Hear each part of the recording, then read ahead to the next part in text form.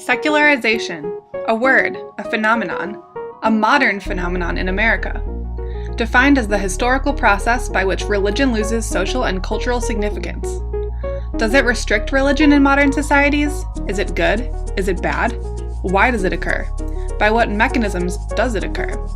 Is it a local phenomenon constrained to America, or is it a worldwide occurrence? Is it actually happening in America, right now?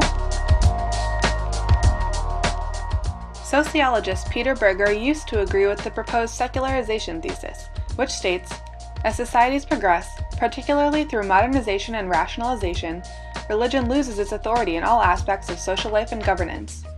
This thesis tells us what normally happens under certain conditions, but it is not all-encompassing. The secularization thesis suggests that religion is declining in influence, but is it really? Berger used to fully agree with the secularization thesis, but has since changed his viewpoint, and now declares, our age is not an age of secularization. On the contrary, it is an age of exuberant religiosity, much of it in the form of passionate movements with global outreach. Secularization has three components. The first component, institutional differentiation, explains where societal authority comes from in terms of providing a reason for individual actions. The second component is personal religiosity, and the third is the growth of religion generally on a macro level. According to Berger, institutional differentiation still occurs. However, bureaucratic religious institutions no longer provide as much guidance to the religious public. Rather than being formal, doctrinal, and intellectual, a different sort of religion has increased in prevalence. The following clip helps explain the decline of formal religion. Jesus hated religion, and for it he called them fools. Don't you see so much better than just following some rules? Now let me clarify. I love the church, I love the Bible, and yes, I believe in sin. But if Jesus came to your church, would they actually let him in? See, remember he was called a glutton and a drunkard by religious men. But the Son of God never supports self-righteousness, not now, not then. Now back to the point, one thing is vital to mention. How Jesus and religion are on opposite spectrums. See, one's the work of God, but one's a man-made invention. See, one is the cure, but the other's the infection. See, because religion says do, Jesus says done. Religion says slave, Jesus says son. Religion puts you in bondage while Jesus sets you free. And that's why religion and Jesus are two different clans. Religion is man searching for God. Christianity is God searching for man. Religion has recently become less formal and can be described as a lived religion, a more personal, individual form of religion not based in institutional church authority. In the same vein, modern religion can be thought of as personally preferred rather than compelled. This brings up important questions about how religion is defined in modern American society. What exactly is religion? In the dictionary, religion is defined as the belief in and worship of a superhuman controlling power, especially a personal god or gods. Ideas about the relationship between science and religion. Additionally, religion is defined as a particular system of faith and worship. Winifred Sullivan, a prominent religious scholar, claims that religion can be defined by the following four things. 1. It is asserted or implied in relatively unambiguous terms by an authoritative sacred text. 2. It is clearly and consistently affirmed in classic formulations of doctrine and practice. 3. It has been observed continuously, or nearly so, throughout the history of the tradition.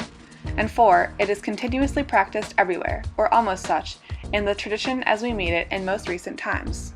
Sociologist Emil Durkheim proposed that religion is a unified system of beliefs and practices relative to sacred things, that is to say, things set apart and forbidden, beliefs and practices which unite into one single moral community called a church, all those who adhere to them. A more modern definition of religion is a pursuit or interest to which someone ascribes supreme importance. Under this definition, things like consumerism or sports could be considered a religion in America. Should religion actually be extended to that final definition? Should we actually consider something like consumerism or sports to be a religion? Defining something as religion has major implications for government and law, especially in terms of the constitutional right to freedom of religion. The definition of religion is becoming more vague and encompassing, and how this trend will affect society is something to consider. As secularization, or the lack of, affects religion in American society, the purpose of religion also changes.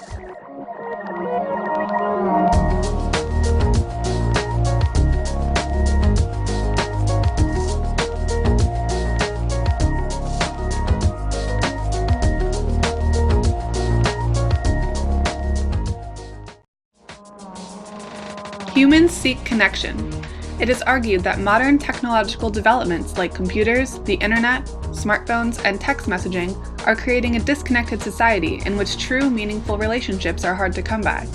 While technological critics claim technology spurred this alienation, others may argue that this phenomenon has been occurring for generations. We were already alienated. Proponents of religion view religion as a way to regain that lost connection with the rest of society and God. Throughout history, the meaning and purpose of religion has changed based on the development of society. The following clip goes into further detail about the purpose of early religion. In the Stone Age, their view of the world came to them with invented stories. These were stories that were told and accepted without recognition of a difference between fact and fantasy. Every society had its stories about creation, each with a different twist. Storytelling described their world in a way that they could understand.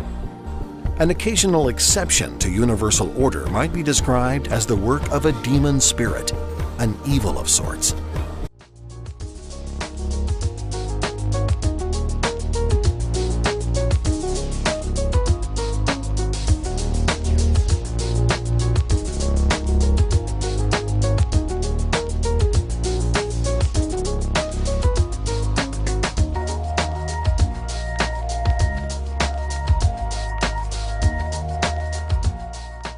The following clip from the movie God is Not Dead helps to reconcile the existence of evil with God. Free will. God allows evil to exist because of free will. From the Christian standpoint, God tolerates evil in this world on a temporary basis, so that one day those who choose to love Him freely will dwell with Him in heaven, free from the influence of evil, but with their free will intact. In other words, God's intention concerning evil is to one day destroy it. As well as explaining the existence of evil, religion also seeks to guide morality. For many believers, morality is determined by religion. For example, in Christianity, the Ten Commandments provide Christians with a set of guidelines that determine right from wrong. The following clip from the movie God is Not Dead further elaborates.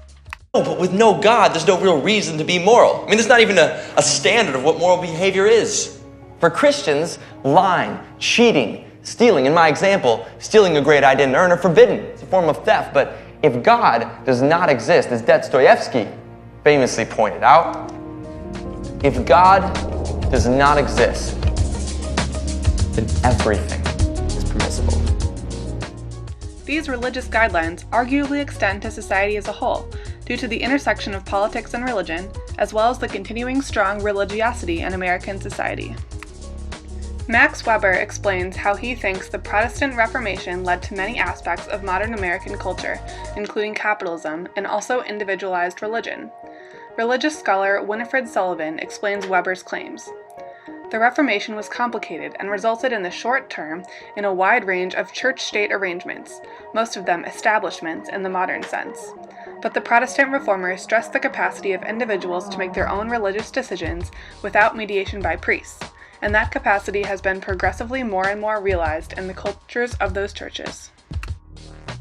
American Protestants today, and increasingly people of other religious traditions, locate religious authority in their own religious experience and judgment. The importance of experience is not new, as it was also practiced by rebels against rigid Puritanism in New England, but it has taken a new form in secular states. In conclusion, secularization is occurring in America today, and the extent to which it occurs in other countries or even within countries depends on the local societal context and cultural forces. However, not all parts of secularization are occurring with equal force. While institutional church authority seems to have declined, personal religiosity has increased. Religiosity is also apparent in everyday life, especially as it is tied to government affairs and politics.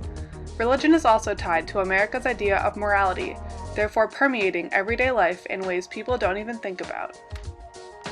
Secularization is not the process of the eradication of religion, but one of the recomposition of the religious within a broader redistribution of beliefs in a society within which no institution can lay claim to a monopoly of meaning.